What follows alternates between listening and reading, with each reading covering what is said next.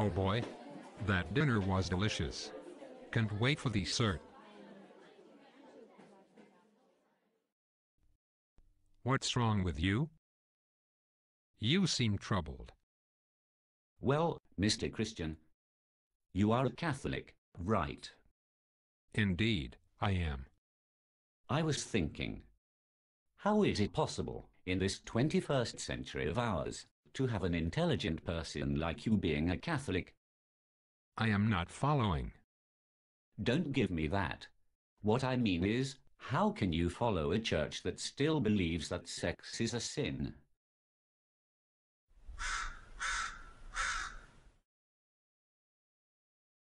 What? Don't play me for a fool. As far as sexuality is concerned, the church is always saying, don't do this and don't do that. Let me ask you some questions. Does the church allow you to play hockey with the Eucharistic host? Of course not. Don't be ridiculous. Does the church allow you to play frisbee with the Eucharistic host? No, it doesn't. Does the church allow you to feed the Eucharistic host to dogs? Again, no. Then, I must conclude, using your own logic, that according to the church, partaking the Eucharist is a sin. Not really. Those restrictions exist to protect the host, which is sacred to the church. Same goes with sex. Yes, I can see what you are saying. But still, I can't agree with all the restrictions that the church imposes on sex. I can't agree with your doctrine.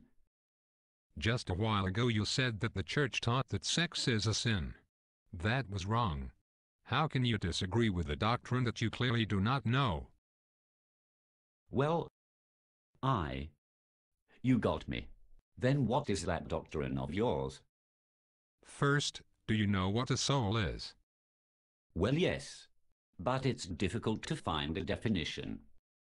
It's easier than you think. Isn't it something that is inside your body? Something that you must free from the prison of your body? You are so confused. Let me explain. Now, let us meet soul. And meet body. Hello, I am your soul. I am your essence, that is, the principle that animates the body. Hello, I am your body. I am a material being, in which you are infleshed. So, as you can see, the soul is not inside the body, but intertwined with it. Body and soul are not really in opposition, but form a very solid team. United, they are men. And God did not create them to be separated. A body without a soul is a corpse. A soul without a body could not interact with the physical world. It could not be heard, nor seen.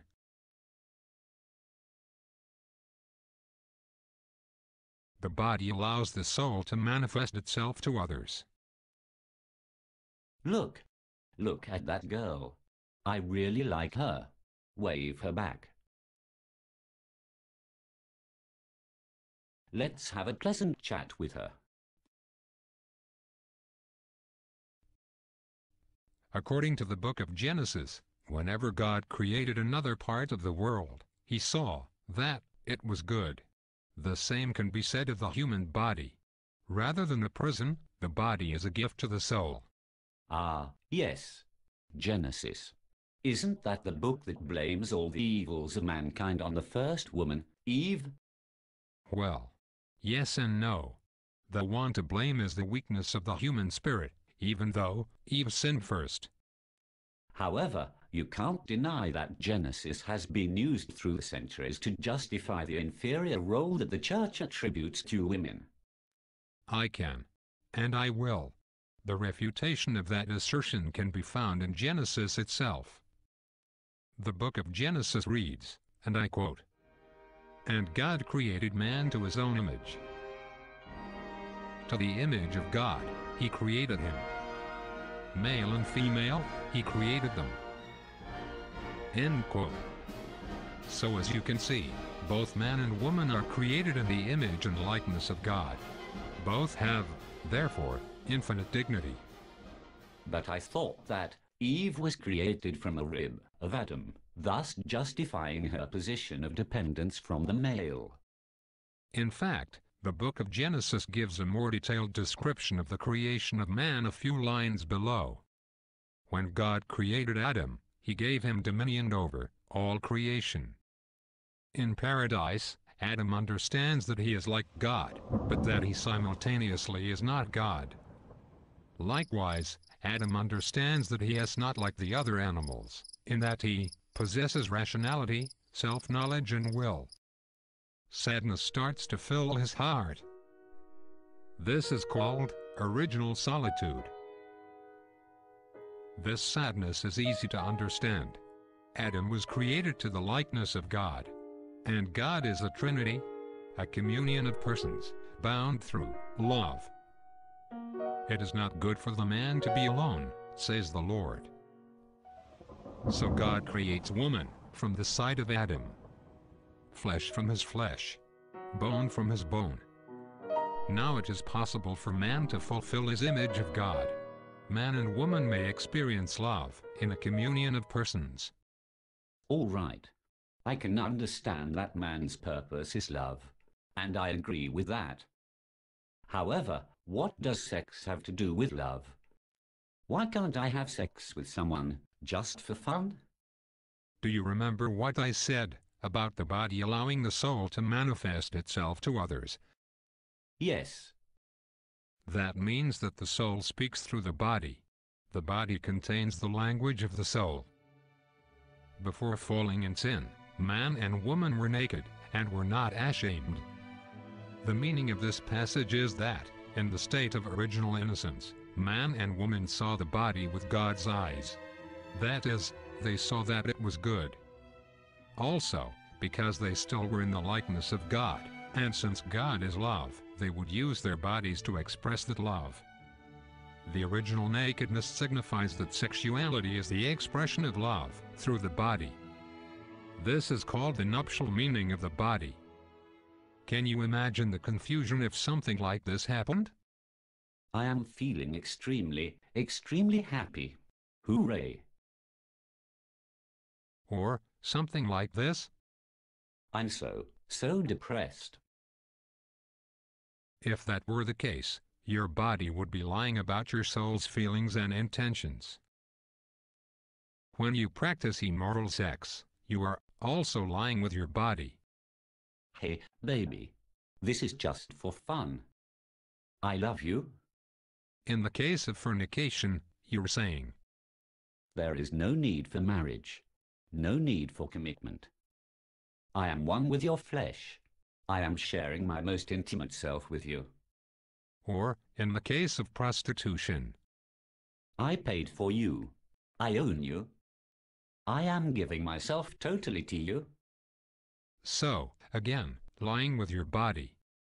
But I can't understand why lying with my body about my sadness or happiness is not immoral, but lying with my body about sex is. Through sex, new lives are born. It is a very serious undertaking that needs responsibility. Also, sex is the language of love. And God is love. The language of love should not be talked in vain, or you risk banalizing the very purpose of being man, God's image. Jesus said, "You have heard that it was said to them of old, Thou shalt not commit adultery. But I say to you, that whosoever shall look on a woman to lust after her, hath already committed adultery with her in his heart." Wow, that is extremely harsh. Who can bear it? That is exactly what Jesus' listeners thought when they heard it. However, a more close look into Genesis sheds some light in this passage. When Adam and Eve sinned, losing their original innocence, they perceived themselves to be naked and were ashamed. But their bodies were unchanged. So what caused this change of attitudes towards their bodies? The answer must lie in the way they saw themselves. The answer lies in their hearts. Now you must know that, Although today we have only one word for love, there were several of these words in the languages in which the Bible was written. So, we have philos, for friendship love. Storge for familiar love. Hirosh, for passionate love. Agape for divine love. So, Hirosh is sinful love, and agape is true love, right? Not quite. You see, all love starts with Hirosh.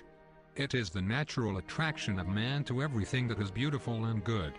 However, Hirosh must evolve to agape, which is the total gift of yourself. If you experience love simply as an attraction to something beautiful, and not as a gift of yourself, you end up as treating your loved one as an object. That is why Adam and Eve were ashamed. They no longer used their bodies to express their love, but used each other's bodies as an object to pleasure.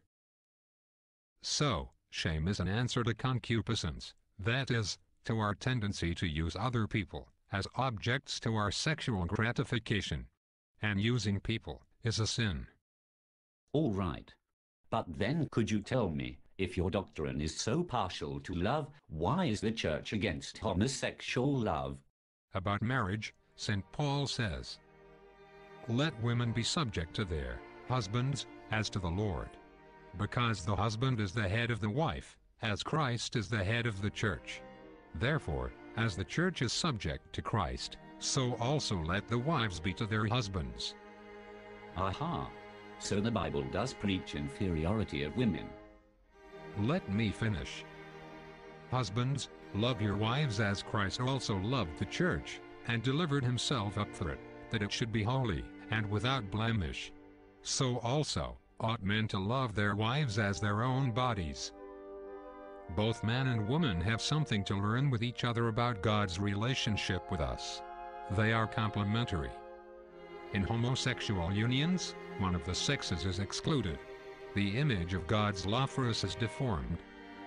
Your doctrine deals a lot about love, but the church believes that sex is meant for procreation only. Remember that marriage is our way of experiencing God's love. God's love is fertile. God's love is fruitful. God's love is life-bearing, and gives itself totally, never holding anything back. So, procreation is not opposed to the unitive aspect of sex, but fulfills it into total communion with God's love. All right. But if sex is so good, why does the church impose celibacy on its clergy?